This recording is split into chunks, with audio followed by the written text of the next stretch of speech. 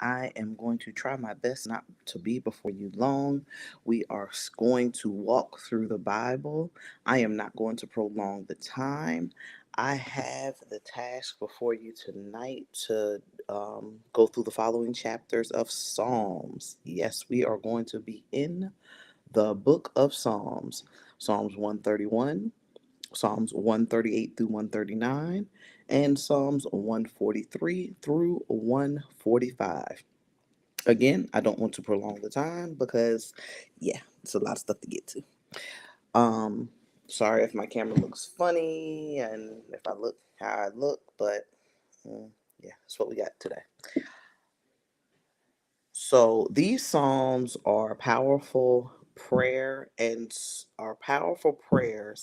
and songs of David that teach us about humility, trusting God, God's presence, deliverance, worship, praise, and God's greatness and compassion. David moves from personal surrender to powerful praise. These chapters show what happens when someone fully depends on God. All right, so let's start Psalms 131. Um, and it's a heart at rest, is what I call this one. Basically, the main things that you can pull out of this psalm is humility and childlike trust in God. One of the verses that stood out to me the most was Psalms 131 and 2. It says, I have calmed and quieted my soul like a weaned child with its mother. David says he is no longer proud of chasing things beyond his understanding. Instead, instead he rests peacefully in God like a child resting in the safety with a parent.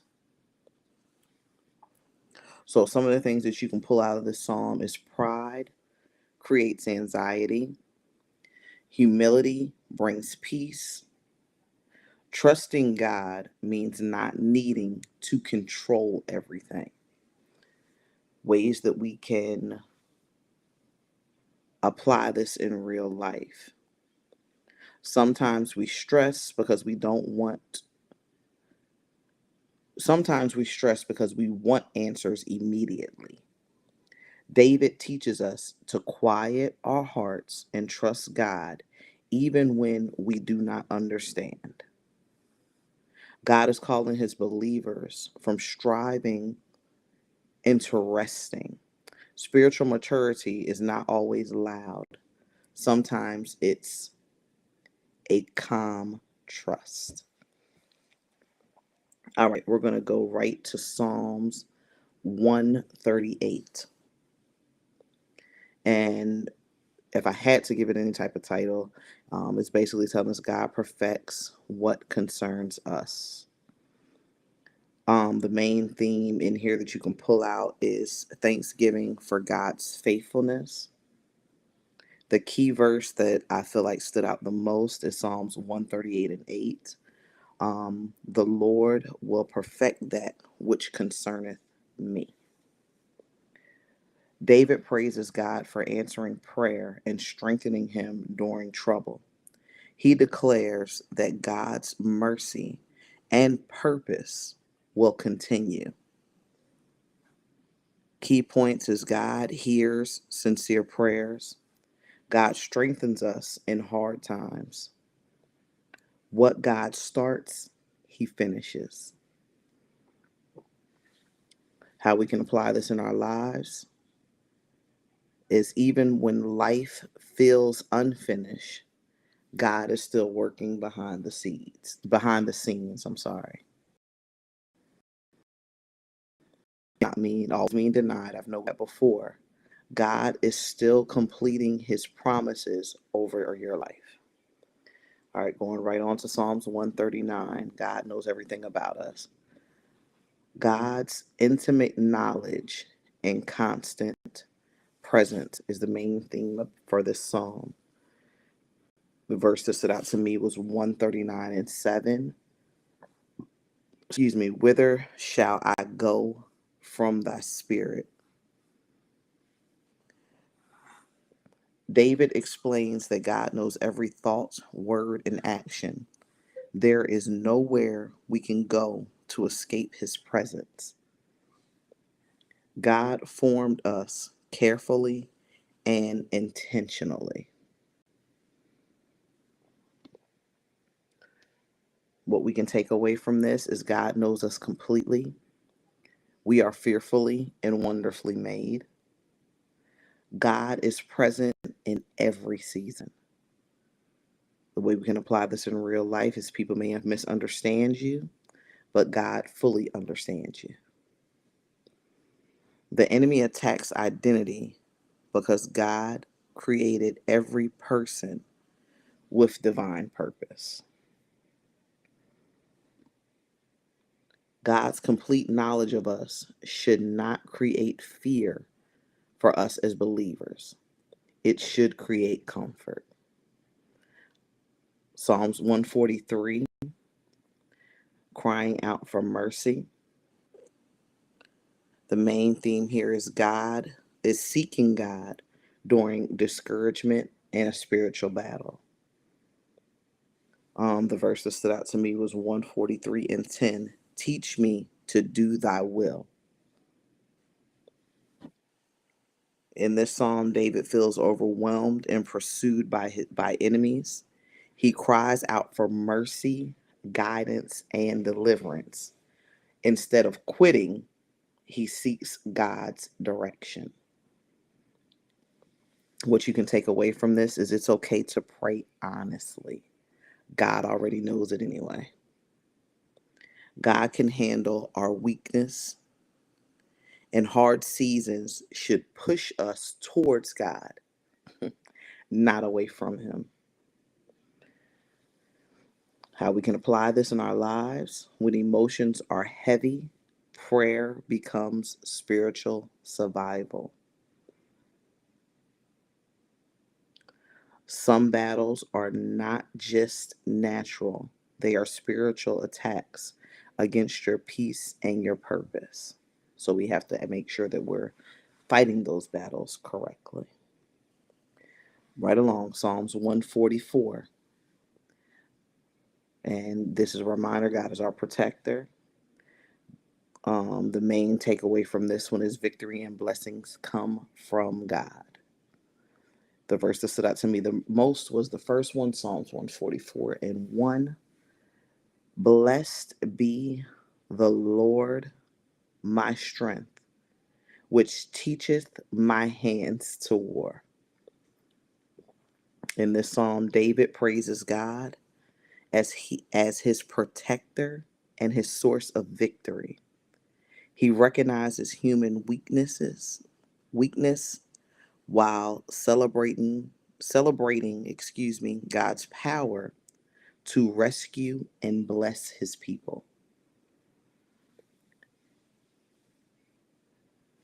Takeaways from this: God trains us for spiritual battles.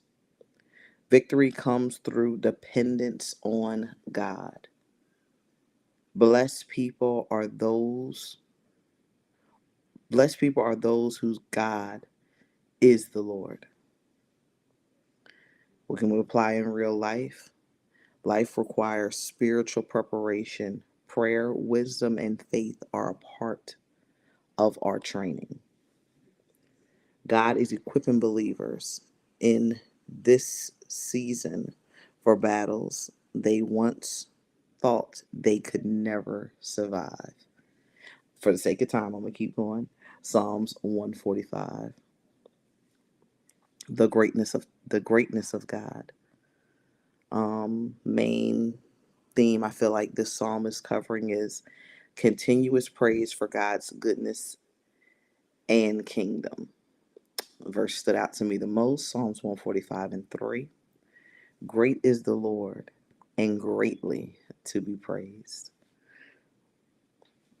In this psalm, David celebrates God's presence, God's greatness, compassion, mercy, and lasting kingdom. This psalm is full of worship and reminds us that every generation should tell the next about God. What we can take away is God's greatness cannot be fully measured. God is compassionate and patient. Worship should be passed down to future generations. How we can apply this in our real and everyday life. Praise is not just based on only on circumstances. It is based on who God is. A generation that remembers God's works become spiritually strong.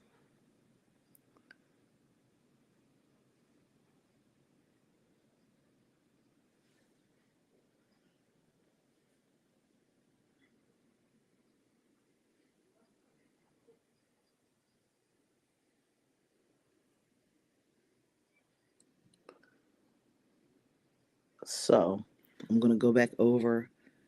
I'm trying my best to stay in time, y'all, because I had a lot to cover.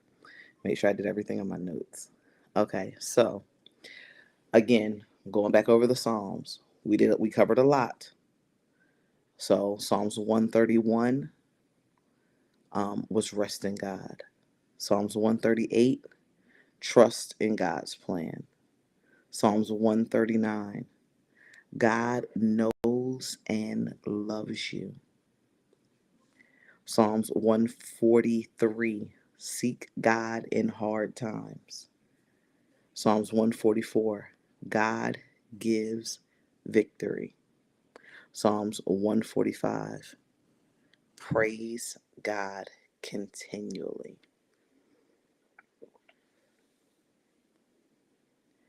David's life um, was filled with victories, failures, fears, and worship.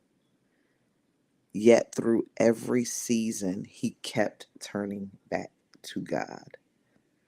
I'm going to say that again. David's life was filled with victories, failures, fears, and worship.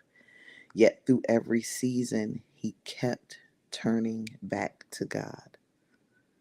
These Psalms remind us that peace, strength, guidance, and joy are found in staying close to God.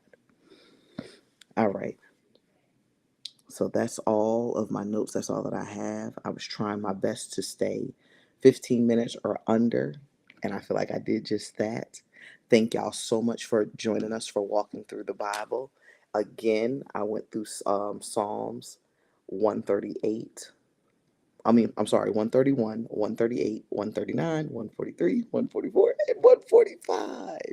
So, y'all have a great night. Don't forget to join us tomorrow for our Revive Nights, Thursday morning, 6 a.m. prayer. All things KO. Make sure you got the app. Make sure you're following Facebook for updates and all those good things. And we love you at KO. Yeah. So, I'm not going to prolong the time through this. Y'all have a great night, and we will see you soon. Bye for now.